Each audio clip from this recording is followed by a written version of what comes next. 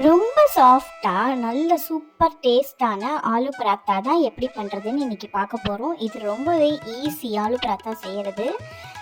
வாங்க எப்படி பண்ணுறதுன்னு பார்க்கலாம். அதுக்கு முன்னாடி நம்ம சேனலை மறக்காமல் சப்ஸ்கிரைப் பண்ணிவிட்டு பாருங்கள்.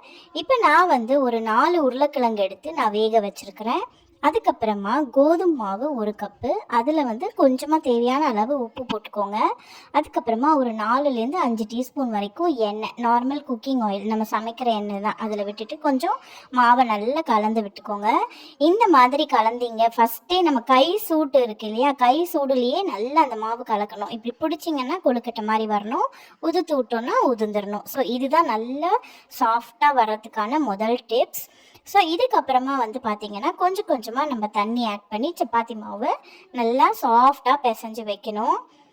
இங்கே பாருங்கள், நல்லா அமுத்தி அமுத்தி பிசைஞ்சிங்க அப்படின்னா சாஃப்டான சப்பாத்தி மாவு நம்மளுக்கு கிடைக்கும். நம்ம மாவு எவ்வளோ சாஃப்டாக பிசைகிறோமோ அதுக்கேற்ற மாதிரி தான் நம்மளுக்கு சப்பாத்தி நல்லா சாஃப்டாக வரும்.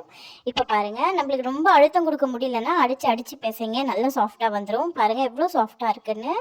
இப்போ வாங்க நம்ம ஸ்டஃபிங்க்கு ரெடி பண்ணிடலாம். ஒரு 10 நிமிஷம் அது அப்படியே ஊறட்டும். நான் உருளைக்கிழங்கு வேக வச்சேன் இல்லையா, அந்த உருளைக்கிழங்கு வேக வச்சதை நல்லா மசிச்சு வச்சுருக்கேன். ஒரு கடாயில் எண்ணெய் விட்டுக்கோங்க. எண்ணெயில் தாளிப்பு எதுவுமே வேண்டாம், டைரெக்டாக நீங்கள் வெங்காயம் போட்டுடலாம். வெங்காயத்தை நான் பொடி பொடியாக கட் பண்ணி வச்சுருக்கேன். அந்த வெங்காயம் போட்டு இஞ்சி பூண்டு மசாலா போட்டுட்டு இஞ்சி பூண்டு பேஸ்ட் போட்டுக்கோங்க. அதுக்கப்புறமா தேவையான அளவு உப்பு போட்டுக்கோங்க. தேவையான அளவு உப்பு போட்டுட்டு தேவையான அளவு ஒரு ஸ்பூன் மிளகாத்தூள் போட்டிருக்கேன், 1 ஸ்பூன் கரம் மசாலா, 1/4 ஸ்பூன் மஞ்சத்தூள் போட்டிருக்கேன். நல்லா கலந்து விட்டுக்கோங்க. அதுக்கப்புறமா வேக வச்சு மசிச்ச உருளைக்கிழங்கு அதையும் போட்டு நல்லா இந்த மாதிரி தட்டி தட்டி நல்லா மசிச்சு நல்லா ஃப்ரை பண்ணிக்கோங்க. ஸோ இந்த மாதிரி பண்ணிங்க அப்படின்னா நம்மளுக்கு ஸ்டஃபிங் ரொம்பவே சூப்பராக இருக்கும், பிரிஞ்சு போகாமையும் இருக்கும்.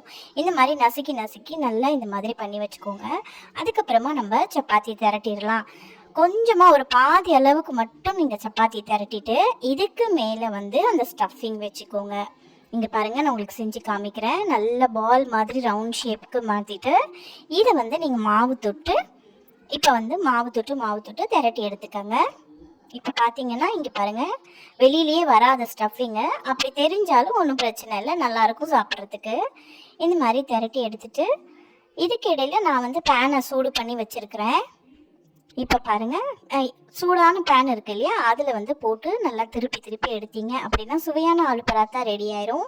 சாப்பிட்டுட்டு ட்ரை பண்ணிவிட்டு எப்படி இருக்குன்னு கமெண்ட்டில் சொல்லுங்கள். மறக்காமல் நம்ம சேனலை சப்ஸ்கிரைப் பண்ணிடுங்க. பாய்.